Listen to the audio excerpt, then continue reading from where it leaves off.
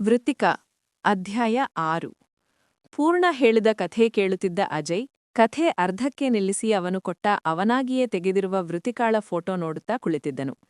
ಅಜಯನು ನಿಜಕ್ಕೂ ಆ ಸೌಂದರ್ಯಕ್ಕೆ ಕಳೆದೇ ಹೋಗಿದ್ದನು. ಅದನ್ನೇ ತದೇಕಚಿತ್ತದಿಂದ ನೋಡುತ್ತಾ ಆ ಫೋಟೋ ಮೇಲೆ ಕೈಯಾಡಿಸುತ್ತಿದ್ದ ಅಜಯನನ್ನು ವಾಸ್ತವಕ್ಕೆ ಕಳೆತಂದಿದ್ದು ಪೂರ್ಣನ ಸ್ವರವೇ. ಅಪ್ಸರೆಯಂತ ವೃತ್ತಿಕಾ ಈಗ ಎಲ್ಲಿದ್ದಾಳೋ, ಹೇಗಿದ್ದಾಳೋ? ದೀರ್ಘ ಉಸಿರು ಬಿಡುತ್ತಾ ಹೇಳಿದನು ಪೂರ್ಣ. ಅಜಯನು ಮುಂದೇನಾಯಿಕು ಎನ್ನುವಂತೆ ಪೂರ್ಣನ ಮುಖ ನೋಡಿದನು. ಅದನ್ನರಿತ ಪೂರ್ಣ ಕಥೆ ಮುಂದುವರಿಸಿದನು. ನಾನು ತೆಗೆದ ಫೋಟೋ ಅವರಿಗೆ ಇನ್ ಟೈಮ್ಗೆ ಕೊಟ್ಟಿದ್ರೆ ಬಹುಶಃ ನನ್ನ ಸ್ಟುಡಿಯೋಗೆ ಬರುವ ಎಲ್ಲರಂತೆ ವೃತ್ತಿಕಾ ಕೂಡ ಒಬ್ಬಳು ಕಸ್ಟಮರ್ ಆಗ್ತಾ ಇದ್ಲು. ಆದ್ರೆ ಏನ್ ಮಾಡೋದು, ಅಲ್ಲೊಂದು ಎಡವಟ್ಟಾಗಿ ಹೋಯ್ತು. ನಾನು ಸ್ಟುಡಿಯೋದಲ್ಲಿ ಇಲ್ಲದ ಸಮಯಕ್ಕೆ ಆಟೋದಲ್ಲಿ ನನ್ನ ಸ್ಟುಡಿಯೋಗೆ ಬಂದಿದ್ದ ವೃತ್ತಿಕಾ ಆಟೋ ನಿಲ್ಲಿಸಿ ಗಡಿಬಿಡಿಯಲ್ಲಿ ಅವಳ ಫೋಟೋ ತೆಗೆದುಕೊಂಡು ಹೋಗಿದ್ದಳು.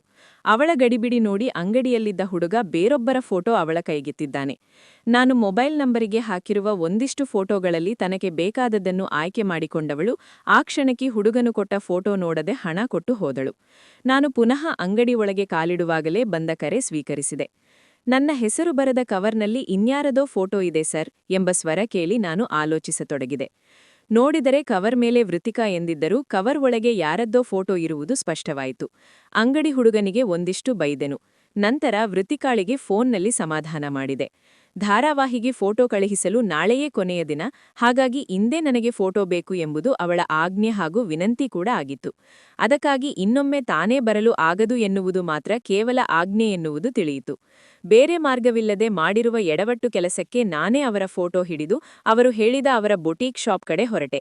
ನನಗಾಗಿ ಎನ್ನುವುದಕ್ಕಿಂತ ನಾನು ತರುವ ಅವರ ಫೋಟೋಗಾಗಿ ಕಾಯುತ್ತಿದ್ದ ವೃತ್ತಿಕಾ ನನ್ನಿಂದ ಫೋಟೋ ಪಡೆದು ಮಿಸ್ ಆಗಿ ಅವರ ಬಳಿ ಹೋದ ಇನ್ಯಾರದ್ದೋ ಫೋಟೋ ನನಗೆ ಮರಳಿ ನೀಡಿದರು. ತಾನು ಫೋನ್ನಲ್ಲಿ ಹಾಕಿರುವ ಧಮ್ಕಿಗೆ ಹಾಗೂ ಅವರ ಶಾಪಿನವರಿಗೆ ತಂದಿರುವುದಕ್ಕೆ ನನಗೆ ಅವರೊಂದಿಗೆ ಒಂದು ಕಾಫಿ ಕುಡಿಯುವ ಭಾಗ್ಯ ಸಿಕ್ಕಿತು. ಅದು ಸಾಧಾರಣ ಸಂಜೆ ಹೊತ್ತೇ ಆಗಿದ್ದರಿಂದ ನಾನು ಕೂಡ ಒಪ್ಪಿಕೊಂಡು ಅವರೊಂದಿಗೆ ಕಾಫಿ ಶಾಪಿಗೆ ಹೋದೆನು. ಅಲ್ಲಿ ಅವರು ತಮ್ಮ ಬೆಗೆಗಿನ ಒಂದಿಷ್ಟು ವಿಷಯ ಹೇಳಿದರು.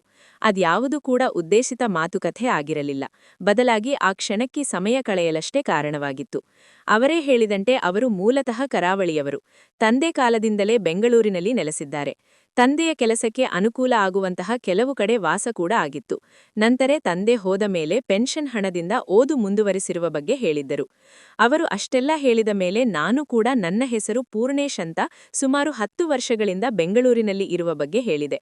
ನಾನು ಬೆಂಗಳೂರಿಗೆ ಹೊಸಬನಲ್ಲ ಎಂದು ಅರಿತೋ ಏನೋ ಸ್ವಲ್ಪ ಯೋಚಿಸಿದ ವೃತ್ತಿಕಾ ತಕ್ಷಣಕ್ಕೆ ಒಂದು ಬಾಡಿಗೆ ಮನೆ ಬೇಕಾಗಿದೆ.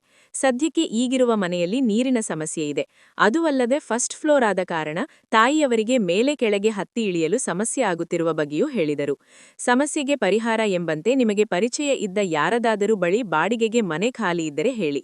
ಏರಿಯಾ ಜನ ಒಳ್ಳೆ ಇರಬೇಕು, ಗ್ರೌಂಡ್ ಫ್ಲೋರ್ ಆಗಿರಬೇಕು ಎಂದು ಹೇಳಿದರು. ಎಲ್ಲವನ್ನೂ ಒಂದೇ ಸಲಕ್ಕೆ ಹೇಳಲಿಲ್ಲವಾದರೂ ಕಾಫಿ ಕುಡಿದು ಹೊರಬರುವ ವೇಳೆಗಾಗಲೇ ನಮ್ಮ ಈ ಮಾತುಕತೆ ಮುಗಿದಿತ್ತು. ಅವರಿಂದ ಆ ಕ್ಷಣಕ್ಕೆ ಹಾ ಆಯಿತು ಎಂದು ಹೇಳಿದರು. ನಾವು ಗಂಡು ಹೈಗಳು ಚಂದದ ಹುಡುಗಿ ಕೇಳಿದರೆ ಇಲ್ಲ ಎನ್ನುವುದೇವೆ. ಹಾಗಾಗಿ ಮನೆ ಹುಡುಕಿಕೊಟ್ಟೆ. ಇದ್ದ ನಂಬರಿಗೆ ಕಾಲ್ ಮಾಡೋದು ಬರೋದು ಕಾಮನ್ ಆಯಿತು. ಮೆಸೇಜ್ ಯಾವಾಗವೆಂದರೆ ಆವಾಗ ಮಾಡ್ತಾ ಇದ್ದೆವು. ಈ ನಡುವೆ ಧಾರಾವಾಹಿಗೆಂದು ತೆಗೆದ ಫೋಟೋ ನೋಡಿದ ನಿರ್ದೇಶಕರೊಬ್ಬರು ತಮ್ಮ ಮೊದಲ ಚಿತ್ರಕ್ಕೆ ವೃತ್ತಿಕಾಳಿಗೆ ಆಹ್ವಾನ ನೀಡಿದರು. ಆ ಖುಷಿ ವಿಷಯ ಅಷ್ಟೇ ಅಲ್ಲ, ಅವಳ ಎಲ್ಲಾ ಖುಷಿ, ನೋವು, ನಿರಾಸೆ ಪ್ರತಿ ವಿಷಯವನ್ನು ಹಂಚಿಕೊಳ್ಳಲು ನಾನು ಎರಡನೆಯವನೇ ಆಗಿದ್ದೆ. ಮೊದಲು ತಾಯಿಗೆ ವಿಷಯ ಮುಟ್ಟಿಸುತ್ತಿದ್ದಳು. ಆ ಮೊದಲ ಚಿತ್ರದಲ್ಲಿ ನಟಿಸಿದ ನಂತರ ವೃತ್ತಿಕಾ ತಿರುಗಿ ನೋಡಲೇ ಇಲ್ಲ. ಅವಳು ನೋಡಿದ್ದು ಅಕ್ಕಪಕ್ಕ ಮಾತ್ರ. ಆಗ ಅವಳ ಅಕ್ಕಪಕ್ಕದಲ್ಲಿ ಒಂದು ಕಡೆ ತಾಯಿ ಇದ್ದರೆ ಇನ್ನೊಂದು ಕಡೆ ನಾನಿದ್ದೆ. ವೃತ್ತಿಕಾ ಮುಂದುವರೆಯುವುದು. ನಿಮ್ಮವಳೆ ಹನಿ.